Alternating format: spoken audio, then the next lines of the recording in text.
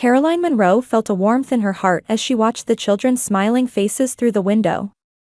From her small office at the Sprite Future Children's Support Center in the suburbs of Boston, Massachusetts, she observed the children playing in the playground. In her 12 years as a social worker, Caroline had touched the lives of hundreds of children in difficult circumstances. On her desk lay the plans for the next summer camp. This camp provided nature experiences and opportunities for personal growth to economically disadvantaged children, a project Caroline had been passionate about for 5 years. This year, she was particularly struggling with fundraising. She calculated that with $10,000, she could include 15 more children in the program. At it again, Caroline? Her colleague Martha entered the office with a laugh. Still here on a Friday night? No date? Caroline smiled. No, but that's okay. I need to figure out the summer camp budget. You're always thinking about others.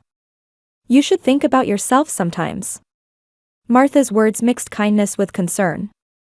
This conversation was a familiar one. Her friends, and her family too, couldn't understand why Caroline devoted most of her time and resources to her work. Her mobile phone rang, displaying Mom on the screen. Caroline hesitated slightly before answering. Hello, Mom. Caroline. You haven't forgotten about tomorrow's family gathering, have you? Dorothy Munro's voice carried its usual urgency. I remember.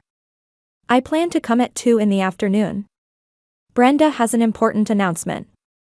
Don't be late. Caroline sighed inwardly. When it came to her sister Brenda, family priorities always shifted dramatically. I understand, Mom. I'll be careful not to be late. After hanging up, Caroline gazed out the window. Thinking about tomorrow's family gathering stirred the usual complex emotions within her. She loved her sister, there was no doubt about that. But the reality that Brenda was always the center of the family, and her demands and achievements were always prioritized, was sometimes painful. The next day, Caroline arrived at the family home in the Boston suburbs.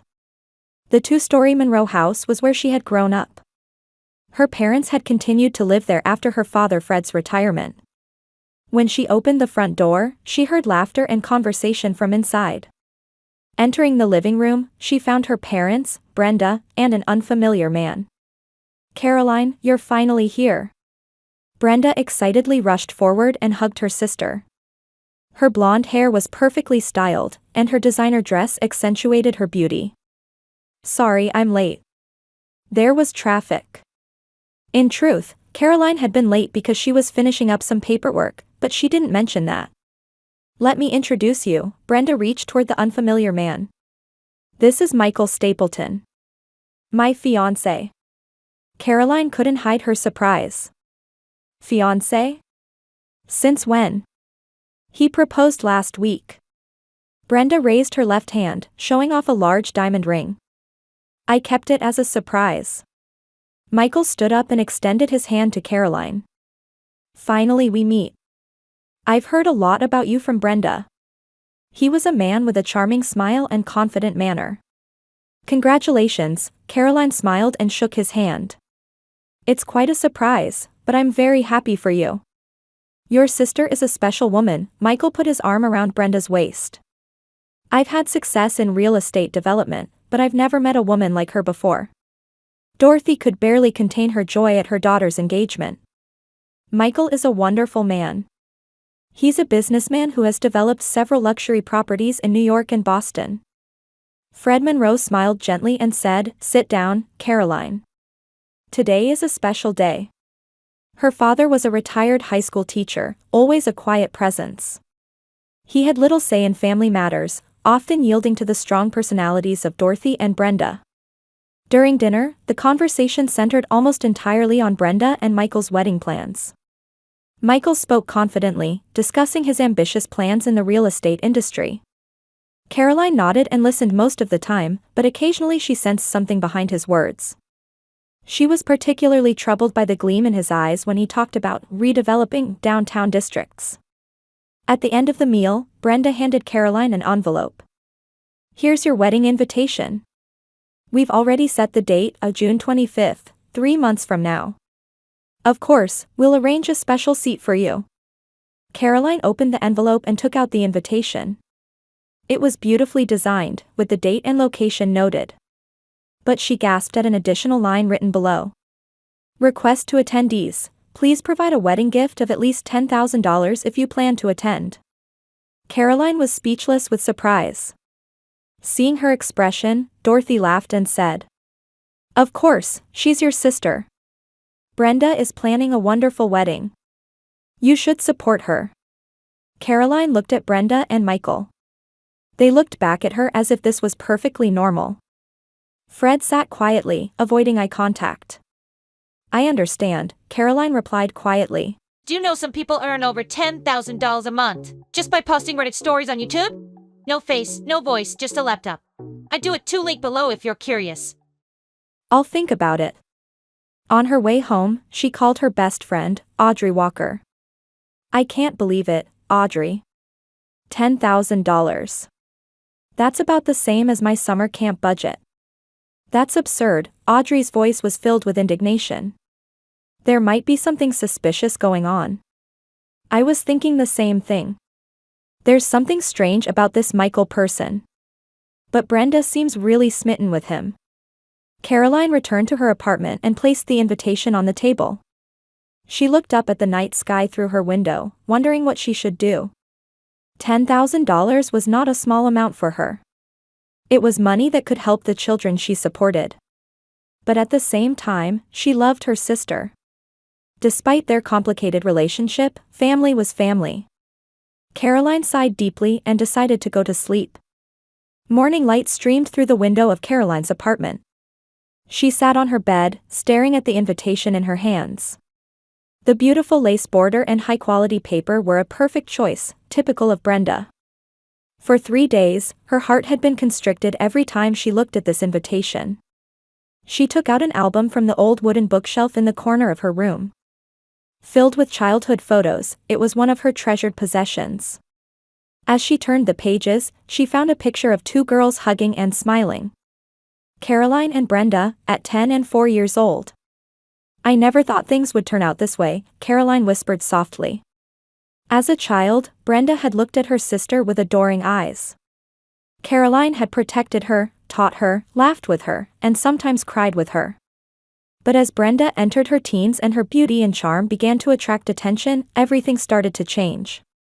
Their parents, especially their mother, praised Brenda's talents and beauty, placing her at the center of the family. When it came time for college, Caroline chose to study social welfare on a scholarship, while her parents spared no expense for Brenda's costly private university. After graduation, as Caroline took on challenging work in the community, Brenda found success as a model and built connections in high society. On the last page of the album was a family photo from 2 years ago. On the surface, they looked like a happy family, but Caroline couldn't help feeling the distance behind those smiles. Is a man she met half a year ago more important than her sister? Caroline wondered, looking at the amount written on the invitation. She opened her laptop and checked her bank balance. She had sufficient savings. But most of it was set aside for the children's summer camp. Using $10,000 as a wedding gift would mean denying 15 children the opportunity to attend camp. Caroline took a deep breath and asked herself, "What do I really want to do?" The phone rang. It was Audrey calling. "How are you doing? Have you decided about that invitation?" "Not yet. On one hand, they're family, and I want to support Brenda on her happy day. But $100,000 is an unreasonable demand, especially for you." "It's not $100,000, it's $10,000, Caroline corrected. "Either way, it's a lot of money. Especially considering how much you already give to others." Audrey continued carefully, choosing her words. "You should be honest with yourself. This is not just for Brenda, but for yourself too." After ending the conversation, Caroline had a sudden thought and decided to search online for Michael Stapleton. He was indeed a successful real estate developer. Several photos of luxury condominiums and office buildings appeared. But digging deeper, she also found articles about protests from community groups. There were criticisms that Michael's development projects were driving out low-income residents and dividing communities. What particularly caught her eye was an article about a place called Bright Future Community Park in western Boston. It was adjacent to the land used by the Children's Center Caroline supported. The article said Michael's company had purchased the land and planned to build luxury condominiums. No way. Caroline stared at the screen, suddenly feeling like pieces were connecting. That night, she fell into an uneasy sleep. In her dreams, young Brenda called out, "Help me, Caroline," intermingled with images of adult Brenda showing off her diamond ring. In the morning, Caroline awoke determined. She took the invitation and checked the decline box. Then, she took out a new sheet of paper and began writing a long letter. "Dear Brenda." As she wrote, tears welled up in Caroline's eyes. But they weren't tears of sadness, they were tears of determination. She loved her sister. That's why she felt things couldn't continue this way. After finishing the letter, she selected several special photos from the old album. She also found a friendship bracelet they had made together as children, and a small angel figurine Brenda had given Caroline on her 18th birthday. She then took out a USB drive and connected it to her computer. Through her work, she had obtained some information about Michael's development plans. It all began to make sense. Michael's company had purchased the land next to the Children's Center, threatening to take away the space needed for the center's activities. And part of the funding for that development might come from the wedding gift demanded of her. More importantly, did Brenda know about all this? Caroline copied the files to the USB drive and placed it in the envelope. Photos, letter, bracelet, angel figurine, and USB drive.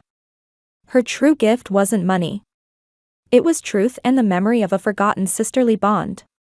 "I'll give this envelope to her in person on the wedding day," Caroline decided. She didn't plan to attend the ceremony, but would appear only during the reception time to deliver this special gift with her own hands. On the wedding day, the luxurious Garden Hotel in the Boston suburbs was bustling with activity from early morning. An elegant sign reading, "Brenda and Michael Wedding," stood at the entrance, which was decorated with white roses and purple lavender. The June sunlight bathed the venue in gold, promising a perfect day for a wedding. Caroline stood in front of the mirror in her apartment, wearing a simple turquoise silk dress. She had styled her hair in an elegant updo and wore a necklace, a present from Brenda on her 16th birthday. She looked at the white envelope on the table. The moment of decision was approaching. Originally, Caroline had planned not to attend the ceremony, only the reception. But something made her change her mind. In continuing her investigation into Michael's company, she had discovered more information. In particular, she felt she needed to know just how involved Brenda was in this development plan. She picked up the envelope, took a deep breath, and left her apartment. Arriving at the venue, Caroline saw many guests already seated. She quietly slipped into a seat near the back. Most guests didn't notice her, but her mother Dorothy, sitting in the front row, showed a surprised expression when she spotted her daughter. During the ceremony, Caroline sat quietly, observing her sister. Brenda looked radiantly beautiful. Her white wedding dress was a custom-made luxury brand piece that highlighted her perfect silhouette. Michael also looked refined in his tuxedo, exuding the air of a wealthy, successful man. On the surface, it was a perfect wedding, but Caroline noticed something unnatural. When Michael whispered something into Brenda's ear before the vow kiss, she thought she saw a momentary tension cross her face. She also noticed that some of the guests seated in the front row were unfamiliar to her. They appeared to be Michael's business associates. After the ceremony, as guests moved to the reception hall, Dorothy approached Caroline. "I didn't think you would come," she said, taking her daughter's arm. "About the gift." Caroline smiled. "Don't worry, Mom. I brought a gift for Brenda." She showed the white envelope. Dorothy seemed relieved. "I'm glad you made the right decision. Family must be cherished." At the reception, lavish food and champagne were being served. An orchestra played elegant music, and guests were congratulating the bride and groom. Caroline sat alone, observing her surroundings. She tried to listen to the conversations of Michael's apparent business partners, but the music was too loud to hear clearly. As time passed, the moment for gift exchange arrived. The master of ceremonies took the microphone and mentioned the gifts brought by the guests. Most guests seem to have brought checks or cash. And now, the bride and groom will receive your heartwarming presents. Caroline took a deep breath and stood up. She approached Brenda and smiled gently. Congratulations. This is my gift for my sister. She handed the envelope to Brenda. Brenda laughed brightly. Her eyes sparkled with expectation. Thank you, Caroline, she joked. It's not money, is it? The surrounding guests laughed, watching with curious eyes. Clearly, many of them knew about the special condition on the invitation. Michael looked at Caroline with a greedy expression. Open it, Caroline said quietly. Brenda began to open the envelope. Only Caroline noticed that her fingertips were trembling slightly. As Brenda took out the contents, her expression changed. Her expectant, excited smile suddenly transformed into confusion and fear. Caroline could see the blood draining from her face. This is... Brenda's voice trembled. Michael placed his hand on her shoulder and peered at the contents. What is this? He asked, irritation in his voice. Photos and a letter and... Brenda took the USB drive in her hand and looked at Caroline with a confused expression. Caroline said quietly, this is a gift of truth. Because I believe this is what real family bonds are about. The venue fell silent for a moment. Many guests were confused, not understanding what was happening. Dorothy rushed to Brenda's side and looked at the envelope's contents. A look of surprise crossed her face. Just old photos, Dorothy said. Caroline, what is this about? This isn't appropriate for a wedding celebration. I didn't bring money, Mom, Caroline replied calmly. I brought something of greater value. Brenda took the letter and began to open it. Her hands were shaking, and tears were visible in her eyes. Michael impatiently grabbed her shoulder and said, read it later. Now we should, but Brenda pushed his hand away. Let me read it, her voice contained determination. The surrounding guests began to realize that something dramatic was happening. Murmurs spread through the venue, and some stood up, changing positions to see better. Michael picked up the USB drive and asked, what is this? His voice was filled with tension. Fear spread across Brenda's face. You don't need to look at it, she said, but several guests were already showing interest.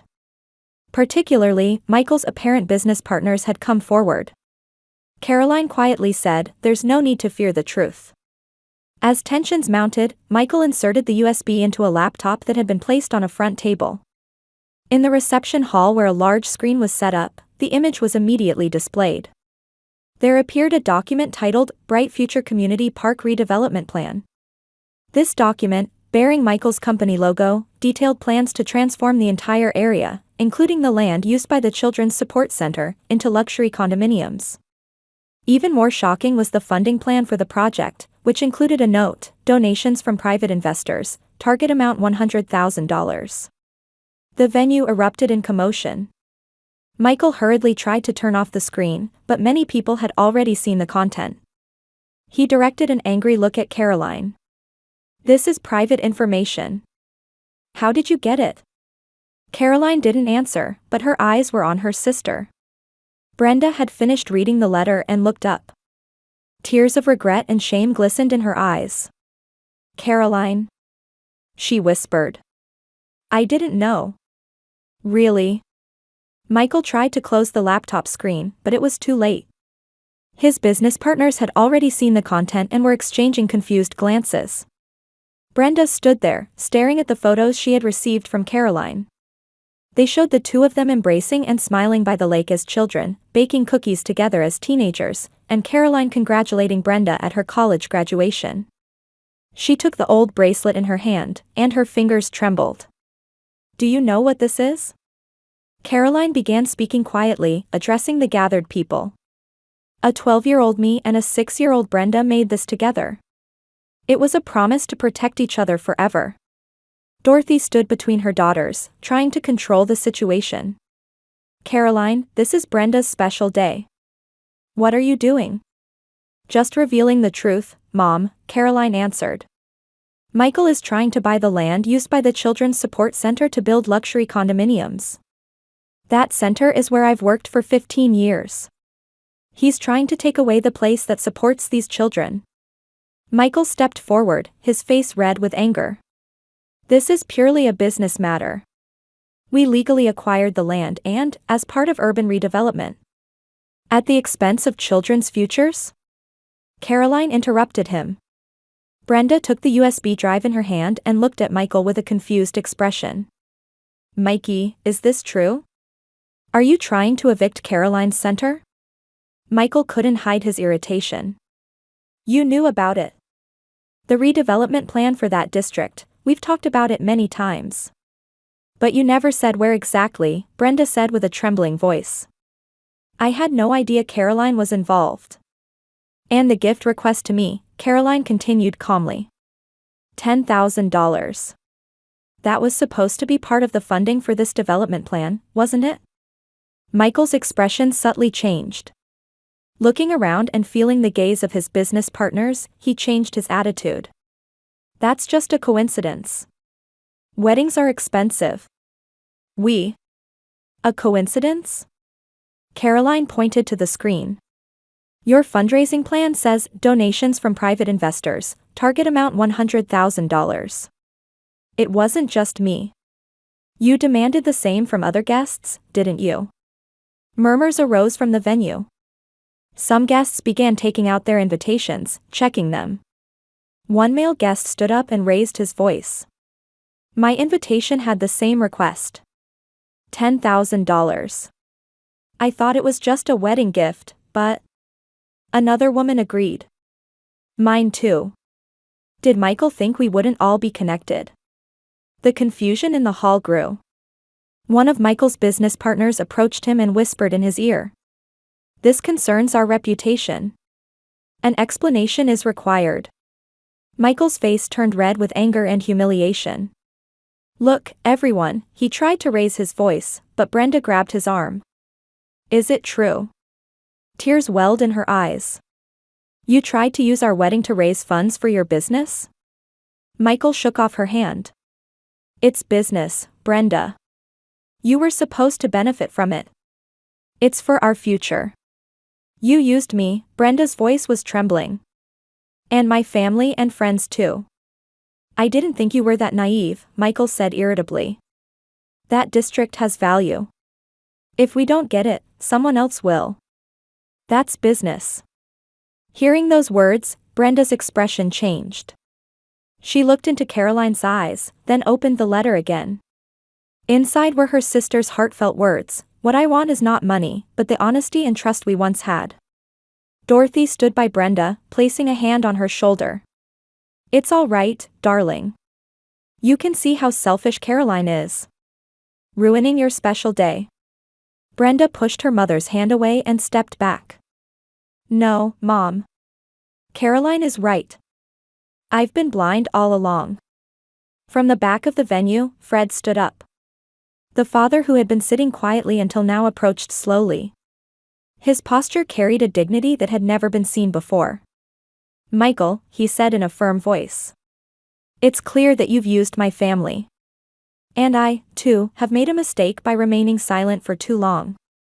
Fred looked at Caroline. His eyes mixed sadness, regret, and pride. Caroline, you've always had courage and integrity. I should have acknowledged that out loud. He turned to Brenda. And you, too, have the eyes to discern true value. Today is the day to prove that. Michael tried to control the situation by raising his voice. Everyone, this is just a family misunderstanding. Let's continue our wedding. Later. No, Brenda's voice was quiet but filled with determination. She removed the diamond ring from her finger. This is over, Michael. She returned the ring to Michael and approached Caroline. The two looked at each other for a long time, as if something was conveyed without words. What I wanted wasn't money, but honesty as a family, Caroline said quietly. She took Brenda's hand and placed the photos and bracelet in her palm. This is what truly matters. The venue fell silent. Michael and his business partners began to leave in anger and confusion. Dorothy looked at her daughters, and for the first time, bowed her head as if acknowledging her mistake. Caroline quietly turned around and started to leave the venue. Brenda grabbed her arm.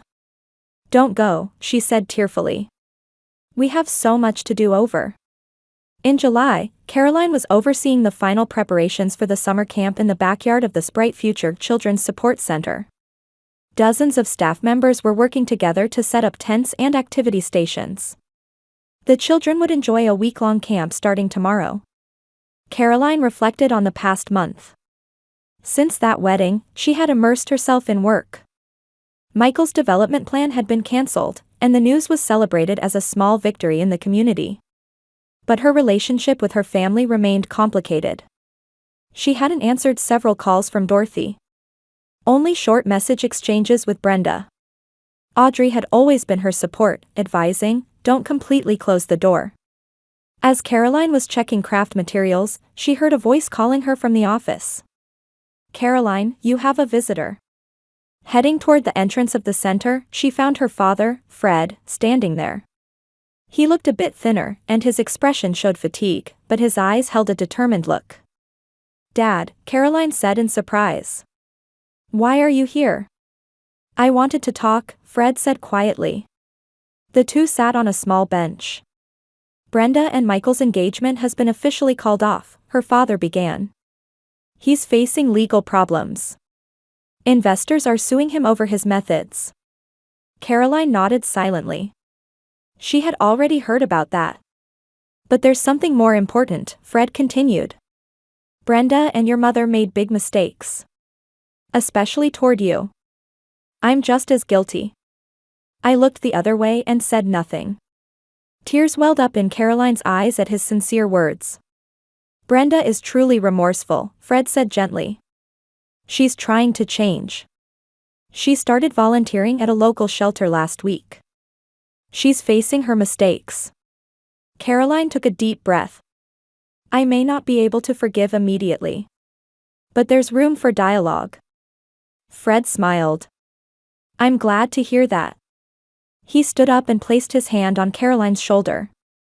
"Caroline, you're a wonderful daughter. I always knew that. I just never put it into words. That was my biggest mistake." After he left, Caroline felt enveloped in complex emotions, yet somewhere in her heart, she felt a lightness. On the first day of summer camp, morning light filtered through the trees, and the center's backyard was filled with children's laughter. Caroline distributed name tags, greeting each child with a smile. At that moment, a familiar figure appeared at the entrance of the center. It was Brenda. She was wearing simple jeans and a t-shirt, her hair not in its usual perfect style but casually tied in a ponytail. She held a large paper bag in her hands. The two sisters stared at each other from a distance for a moment. As Caroline approached, Brenda smiled sheepishly. "I came to help," she said. "If that's okay." Her paper bag contained art supplies for the children.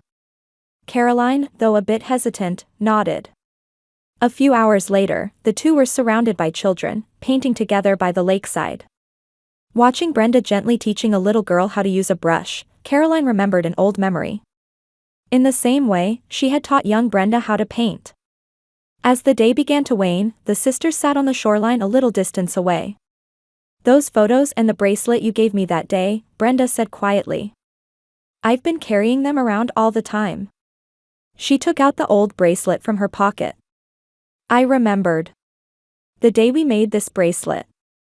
You said, 'This is a magic bracelet, it keeps us connected even when we're apart.'" Caroline smiled. "You remember." I had forgotten. The important things, Brenda gazed at the lake's surface. "But from now on, things will be different." In their line of sight were children playing happily. The sunlight dyed the water surface gold, heralding the beginning of new hope. Caroline thought, perhaps real family isn't about blood ties, but about honesty and care for each other. And sometimes, even if it's lost, it can be found again.